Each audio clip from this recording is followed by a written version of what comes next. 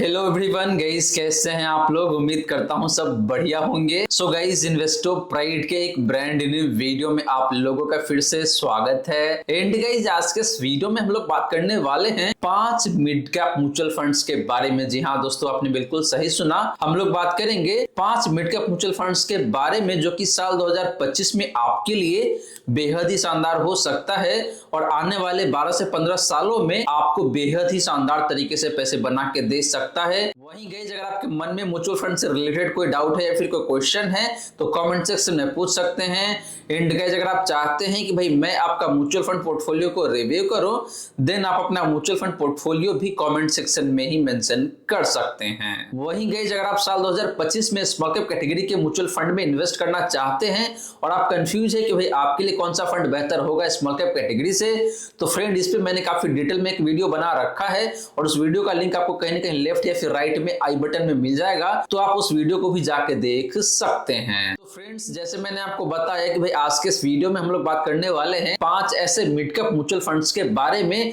जो कि आपके लिए साल 2025 में बेहद ही शानदार हो सकता है और आने वाले 12 से 15 सालों में आपको बेहद ही शानदार तरीके से पैसे बना के दे सकता है। तो चलिए फ्रेंड, पहले बात कर लेते हैं उन 5 मिड कैप म्यूचुअल फंड्स का बेसिक डिटेल्स का, फिर बात करेंगे इन 5 फंड्स का परफॉर्मेंस का, एंड लास्टली बात करेंगे गाइस कि इन 5 में से कौन सा मिड कैप म्यूचुअल फंड है जिसका गिरावट सबसे कम रहता है जब मार्केट में काफी तेज गिरावट आती है, तो वहीं पे कौन सा फंड है जब मार्केट में तेजी रहता है तो उस केस में आपको ज्यादा रिटर्न बना के देता है। तो पहले बात कर लेते हैं इन 5 मिड कैप फंड्स का बेसिक डिटेल्स का। तो गाइस, सबसे पहले बात करें इन 5 मिड कैप म्यूचुअल फंड्स का बेसिक डिटेल्स का, तो पहले बात कर लेते हैं आपका फंड साइज यानी कि एसेट अंडर मैनेजमेंट का। तो बात करें गाइस पहला फंड यानी कि Motilal Oswal mid cap fund का फंड साइज का, तो वो निकल के आता है यहाँ पे आपका 22,898 करोड़ का, मोटा मोटी 23,000 करोड़ का फंड साइज है Motilal Oswal mid cap fund का। बात करें guys quant mid cap fund का फंड साइज का, तो वो निकल के आ रहा है यहाँ पे आपका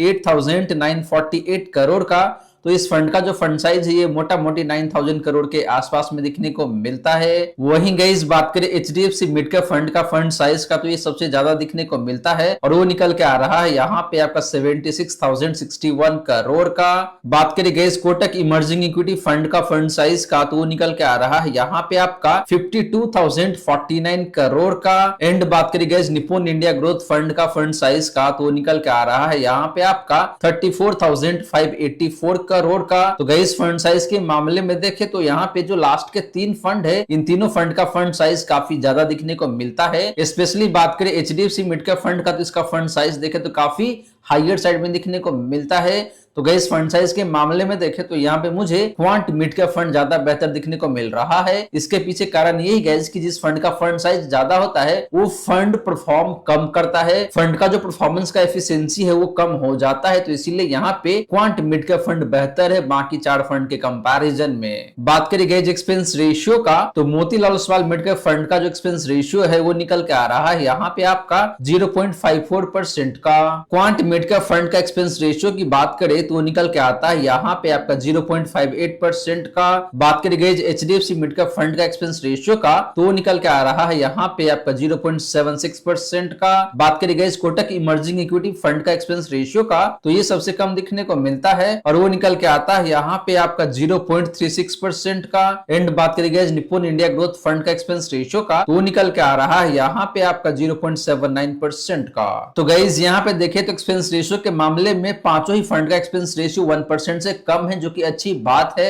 हालांकि बात करें इन 5 में से एक ऐसा फंड जिसका एक्सपेंस रेशियो सबसे कम है, तो फंड यहाँ पे आपके लिए कोटक इमर्जिंग इक्विटी फंड जिसका एक्सपेंस रेशियो 0.36% का है। बात करें गए जिन 5 फंड का एज का, तो 5 फंड का जो एज है वो काफी अच्छा खासा दिखने को मिलता है। यहाँ पे 5 फंड देखे तो कम से कम 10 साल पुराना फंड है और कुछ फंड ऐसा है जो कि यहाँ पे 11 साल से भी ज्यादा पुराना फंड है। तो फंड एज के मामले में देखे तो यहाँ पे कहीं कोई दिक्कत वाली बात नहीं है। 5 ही फंड अपने अपने जगह पे काफी शानदार दिखने को मिलता है। तो गाइस ये रही बात आपका इन 5 ही मिड कैप फंड्स का बेसिक डिटेल्स का। और गाइस यहाँ पे देखें तो ओवरऑल पांचों ही फंड काफी अच्छा दिखने को मिलता है। हालांकि अगर आप बात करें क्वांट मिड कैप फंड का तो ये फंड मुझे ज्यादा बेहतर दिखने को मिलता है, जिसका फंड साइज काफी अच्छा दिखने को मिल रहा है, काफी रिजनेबल है। एक्सपेंस रेशियो भी देखे तो बहुत ज्यादा नहीं है, एंड फंड का एज भी देखे तो काफी अच्छा खासा दिखने को मिलता है। आप चलिए गाइस बात कर लेते हैं इन पांचों मिड कैप फंड का हिस्टोरिकल रिटर्न का, यानी कि पास्ट में इन पांचों मिड कैप फंड्स ने आपको किस तरीके से परफॉर्म करके दिया है। तो देख लेते हैं कि भाई इन पांचों फंड का परफॉर्मेंस कैसा निकल के आता है। तो गाइस बात करें हिस्टोरिकल रिटर्न का तो यहाँ पे हम लोग बात करेंगे सबसे पहले लास्ट 1 ईयर का, यानी कि लास्ट 1 ईयर में कौन सा फंड ने कितना अच्छा परफॉर्म किया हुआ है। तो पहले बात करते हैं Motilal Oswal mid cap fund का लास्ट 1 ईयर का रिटर्न का, तो निकल के आता है यहाँ पे आपका 57.2% का। क्वांट मिड कैप फंड का पिछले एक साल का रिटर्न की बात करें गई तो निकल के आता है यहाँ पे आपका 21.23% का। बात करें गई एचडीएफसी मिड कैप फंड का लास्ट 1 ईयर का रिटर्न का तो निकल के आ रहा है यहाँ पे आपका 30.52% का। वहीं बात करी गई कोटक इमर्जिंग इक्विटी फंड का लास्ट 1 ईयर का रिटर्न का तो निकल के आ रहा है यहाँ पे आपका 36.01% का। बात करी गई निप्पॉन इंडिया ग्रोथ फंड का लास्ट 1 ईयर का रिटर्न का तो निकल के आ रहा है यहाँ पे आपका 29.93% का। एंड बात करी गई बेंचमार्क इंडेक्स का पिछले एक साल का रिटर्न का तो निकल के आ रहा है यहाँ पे आपका 28.65% का। तो गाइज लास्ट 1 ईयर में देखे तो यहाँ पे इन पांचों मिड कैप फंड्स का जो परफॉर्मेंस है वो ठीक दिखने को मिलता है। हालांकि क्वांट मिड कैप फंड का जो परफॉर्मेंस है लास्ट 1 ईयर का ये काफी खराब दिखने को मिलता है बाकी 4 फंड के कंपैरिजन में, या फिर जो बेंचमार्क इंडेक्स है उसके कंपैरिजन में भी क्वांट मिड कैप फंड ने काफी खराब परफॉर्म किया हुआ है। लेकिन जैसे ही आप बात करते हैं इन पांचों में से एक बेहतरीन फंड का जिसका रिटर्न लास्ट 1 ईयर में सबसे शानदार है, तो फंड है यहाँ पे आपके लिए Motilal Oswal mid cap fund, जिसने आपको लास्ट 1 ईयर में मोर देन 57% का रिटर्न बना के दिया हुआ है। बात करी गई पिछले 3 सालों का रिटर्न का तो Motilal Oswal mid cap fund का जो रिटर्न है पिछले 3 सालों का वो निकल के आ रहा है यहाँ पे आपका 37.01% का। क्वांट मिड कैप फंड का पिछले 3 सालों का रिटर्न की बात करें तो वो निकल के आता है यहाँ पे आपका 25.61% का। Guys quant mid cap fund ने लास्ट 1 ईयर में बेहद ही खराब तरीके से परफॉर्म किया हुआ है और इसका इंपैक्ट इसके पिछले 3 सालों का जो रिटर्न है उस पर भी पड़ा हुआ है और इसी वजह से पिछले 3 सालों का जो रिटर्न है ये भी खराब दिखने को मिलता है। बात करें गई एचडीएफसी मिड कैप फंड का पिछले 3 सालों का रिटर्न का तो निकल के आ रहा है यहाँ पे आपका 29.48% का। कोटक इमर्जिंग इक्विटी फंड का पिछले 5 सालों का रिटर्न की बात करें तो निकल के आता है यहाँ पे आपका 24.96% का। वहीं बात करी गई निप्पॉन इंडिया ग्रोथ फंड का पिछले 3 सालों का रिटर्न का तो निकल के आ रहा है यहाँ पे आपका 27.64% का। एंड बात करी गई बेंचमार्क इंडेक्स का पिछले 3 सालों का रिटर्न का तो निकल के आता है यहाँ पे आपका 24.13% का। तो गाइस पिछले 3 सालों में हालांकि पांचों मिड कैप फंड का जो परफॉर्मेंस है अपने बेंचमार्क से बेहतर दिखने को मिलता है, लेकिन बात करी गई जिन पांचों में से एक बेहतरीन फंड का जिसका रिटर्न पिछले 3 सालों में भी काफी शानदार है तो वो फंड यहाँ पे निकल के आता है अगेन आपके लिए Motilal Oswal mid cap fund, जिसने आपको पिछले 3 सालों में 37% से ज्यादा का रिटर्न बना के दिया हुआ है एनुअल बेसिस पे। हालांकि guys HDFC mid cap fund का भी जो रिटर्न है पिछले 3 सालों का ये काफी अच्छा ही दिखने को मिल रहा है, मोटा मोटी 29 से लेकर 30% के आसपास में। बात करी गई पिछले 5 सालों का रिटर्न का तो Motilal Oswal mid cap fund का जो रिटर्न है पिछले 5 सालों का वो निकल के आता है यहाँ पे आपका 34.67% का। क्वांट मिड कैप फंड का पिछले 5 सालों का रिटर्न की बात करें तो निकल के आता है यहाँ पे आपका 34.21% का। एचडीएफसी मिड कैप फंड का पिछले 5 सालों का रिटर्न की बात करें तो निकल के आता है यहाँ पे आपका 29.88% का। कोटक इमर्जिंग इक्विटी फंड का पिछले 5 सालों का रिटर्न की बात करें तो निकल के आता है यहाँ पे आपका 28.91% का। वहीं बात करी गई निप्पॉन ग्रोथ फंड का पिछले 5 सालों का रिटर्न का तो निकल के आता है यहाँ पे आपका 30.21% का। एंड बात करी गई बेंचमार्क इंडेक्स का पिछले 5 सालों का रिटर्न का तो निकल के आता है यहाँ पे आपका 28.83% का। तो गाइस पिछले 5 सालों में भी देखे तो यहाँ पे इन पांचों मिड कैप फंड्स का जो परफॉर्मेंस है अपने बेंचमार्क के कंपैरिजन में बेहतर दिखने को मिलता है। हालांकि बात करी गई जिन पांचों में से एक बेहतरीन फंड का जिसका रिटर्न सबसे शानदार दिखने को मिलता है पिछले 5 सालों में, तो फंड यहाँ पे आपके लिए again Motilal Oswal mid cap fund, जिसने आपको पिछले 5 सालों में मोर देन 34% का रिटर्न बना के दिया हुआ है एनुअल बेसिस पे। एंड गाइस आपका जो निप्पॉन ग्रोथ फंड है इसका भी रिटर्न काफी अच्छा दिखने को मिलता है पिछले 5 सालों में 30.21% परिणाम के हिसाब से। And guys quant mid cap fund ने भी काफी शानदार तरीके से आपको परफॉर्म करके दिया हुआ है पिछले 5 सालों में, लेकिन इस इस फंड का जो परफॉर्मेंस है रिसेंट पास्ट का,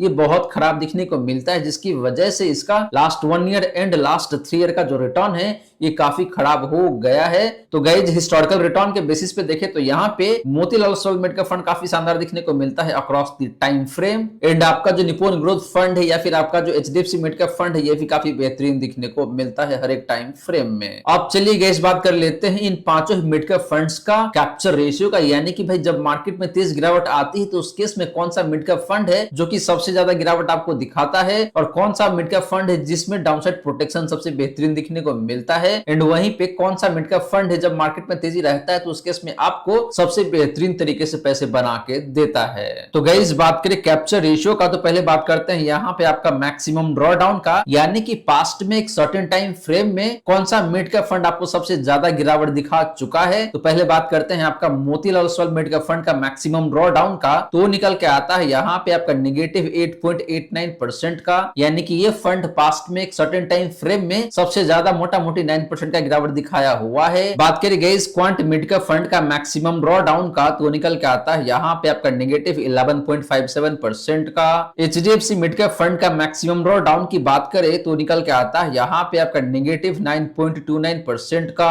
कोटक इमर्जिंग इक्विटी फंड का मैक्सिमम ड्रॉ डाउन की बात करें तो निकल के आ रहा है यहाँ पे आपका नेगेटिव 9.34% का। बात करें गाइस निप्पॉन ग्रोथ फंड का मैक्सिमम ड्रॉ डाउन का, तो निकल के आ रहा है यहाँ पे आपका नेगेटिव 9.72% का। एंड बात करें गाइस कैटेगरी एवरेज का मैक्सिमम ड्रॉ डाउन का, तो निकल के आ रहा है यहाँ पे आपका नेगेटिव 12.09% का। तो गाइस मैक्सिमम ड्रॉ डाउन के मामले में यहाँ पे देखें तो पांचों मिड का फंड अपने कैटेगरी से बेहतर दिखने को मिलता है, यानी कि कैटेगरी के कंपैरिजन में पांचों मिड का फंड ने पास्ट में एक सर्टेन टाइम फ्रेम में कम गिरावट दिखाया हुआ है। लेकिन बात करें गाइस इन पांचों में से एक बेहतरीन फंड का जिसका मैक्सिमम ड्रॉ डाउन सबसे कम दिखने को मिलता है, तो फंड यहाँ पे आपके लिए मोतीलाल ओसवाल मिड का फंड। इसके बाद देखें तो आपका जो एचडीएफसी मिड का फंड है या फिर कोटक इमर्जिंग इक्विटी फंड है या फिर जो निप्पॉन ग्रोथ फंड है, ये तीनों फंड भी काफी अच्छा दिखने को मिलता है मैक्सिमम ड्रॉ डाउन के मामले में। बात करें गाइस अपसाइड रेशियो का, यानी कि जब मार्केट काफी तेजी में रहता है तो उस केस में कौन सा मिड का फंड अपने बेंचमार्क इंडेक्स के कंपैरिजन में आपको ज्यादा रिटर्न बना के देता है। तो पहले बात करते हैं मोतीलाल ओसवाल मिड का फंड का अपसाइड रेशियो का, तो निकल के आ रहा है यहाँ पे आपका 111 का। क्वांट मिड का फंड का अपसाइड रेशियो की बात करें तो निकल के आता है यहाँ पे आपका 100 का। एचडीएफसी मिड का फंड का अपसाइड रेशियो की बात करें तो निकल के आता है यहाँ पे आपका 97 का।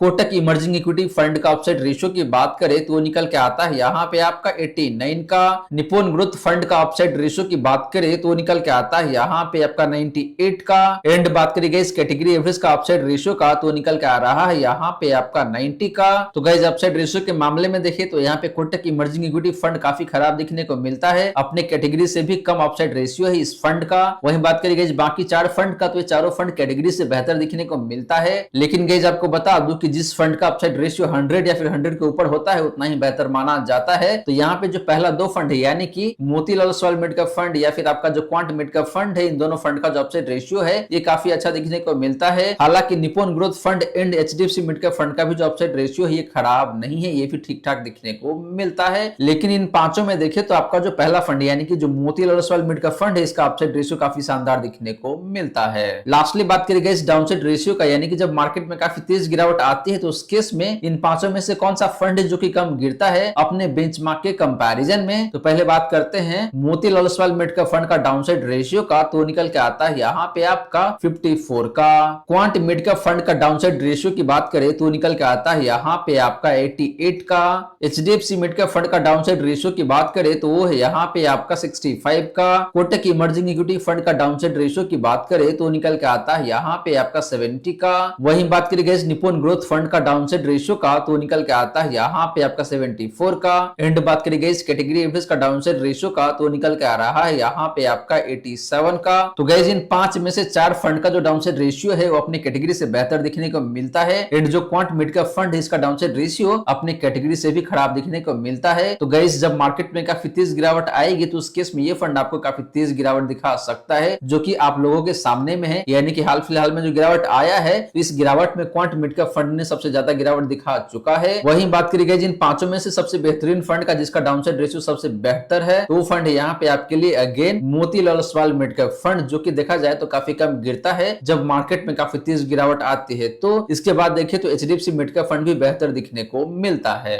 तो गाइस ये रही बात आपका इन पांचों मिड कैप फंड्स का कैप्चर रेशियोज का। और गाइस यहाँ पे देखे तो ओवरऑल हर एक महीने में Motilal Oswal mid cap fund काफी शानदार दिखने को मिलता है। इसके बाद देखे तो आपका जो निप्पॉन ग्रोथ फंड है या फिर एचडीएफसी मिड कैप फंड है ये भी काफी अच्छा दिखने को मिल रहा है। तो गाइस ये रही सारी की सारी बातें जो हमने किया आज के इस वीडियो में। और फ्रेंड मैंने यहाँ पे आपको काफी डिटेल रूप में एक्सप्लेन करके दिया है कि इन पांचों मिड कैप में से आपके लिए कौन सा फंड बेहतर हो सकता है depending on your risk profile. तो गाइस आशा करता हूं जितनी भी बातें मैंने बताने की कोशिश किया है सारी की सारी बातें आपको समझ में आ गया होगा।